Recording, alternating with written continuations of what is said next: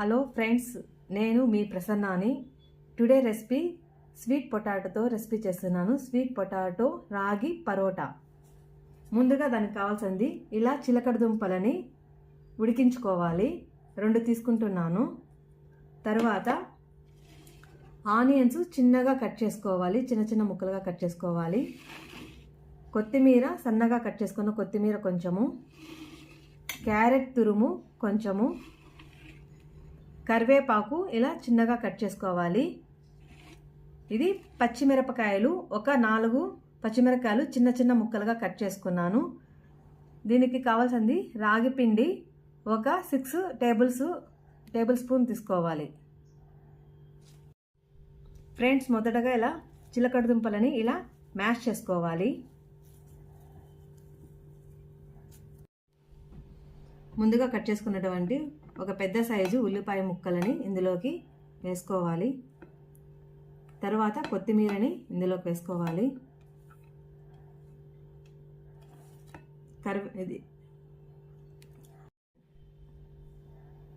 కరివేపాకును వేసుకోవాలి.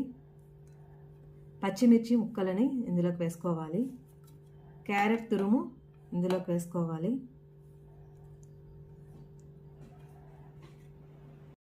Half table spoon ధనియా powder ఇందులోకి వేసుకోవాలి.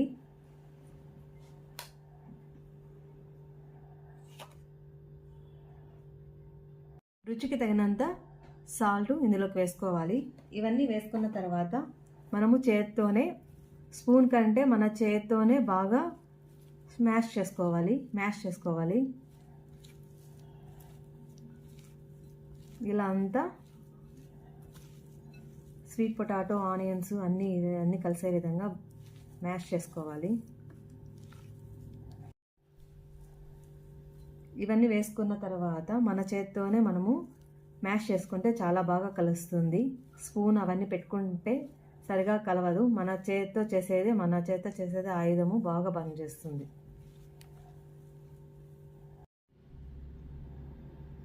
ఇలా 6 టేబుల్స్ రాగి పిండి వేసుకోవాలి. 2, 3, 4, 5, 6 వేసుకొని తగినంత వాటర్ పోసుకోవాలి. వాటర్ పోసుకున్న తర్వాత ఇలా కలుపుకోవాలి.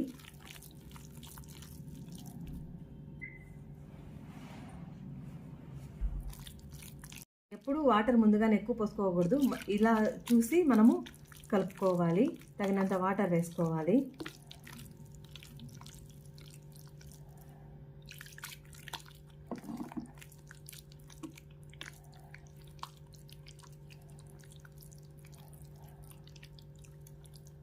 ఫ్రెండ్స్, రాగి పిండి కలిపిన తర్వాత ఇలా అంతా బాగా కలుపుకోవాలి. ఈ కన్సిస్టెన్సీ ఉంటే చాలు. ఈ విధంగా ఉండాలి. మరీ చిక్కగాను ఉండకూడదు, మరీ కొంచెము నీళ్ళలాగా ఉండకూడదు. ఈ కన్సిస్టెన్సీ ఉంటే సరిపోతుంది. ఇలా పాన్ హీట్ అయిన తర్వాత ఈ స్వీట్ పొటాటో రాగి పిండిని ఇలా పాన్ మీద వేసుకొని ఫాస్ట్గా మనము స్ప్రెడ్ చేయకూడదు. నిదానంగా ఇలా స్పూన్తో అంతా ఇలా అనుకోవాలి.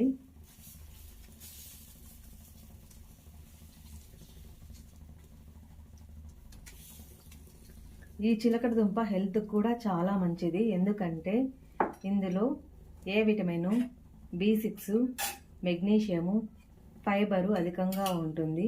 ఫైబర్ అధికంగా ఉండడం వల్ల మలబద్ధకము అలాంటివి ఏమీ రాకుండా ఉంటుంది. ఈ స్వీట్ పొటాటోని తరచుగా మనము తీసుకుంటూ ఉండాలి.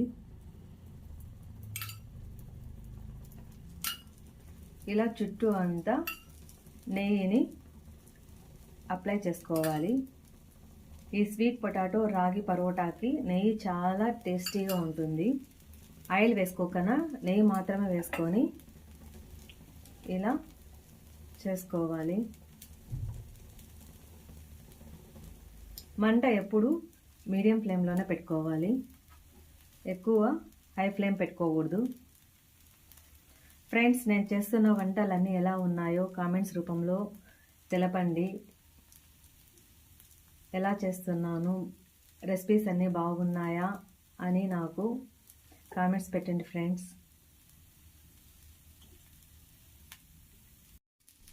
ఇలా చూసి కాలిన తర్వాత మనం ఇలా ఫ్లిప్ చేసుకోవాలి.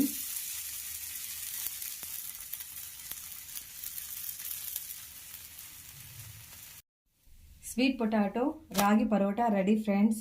మొత్తం పిండినంతా ఇలా అన్నీ పోసుకోవాలి. ఇట్లా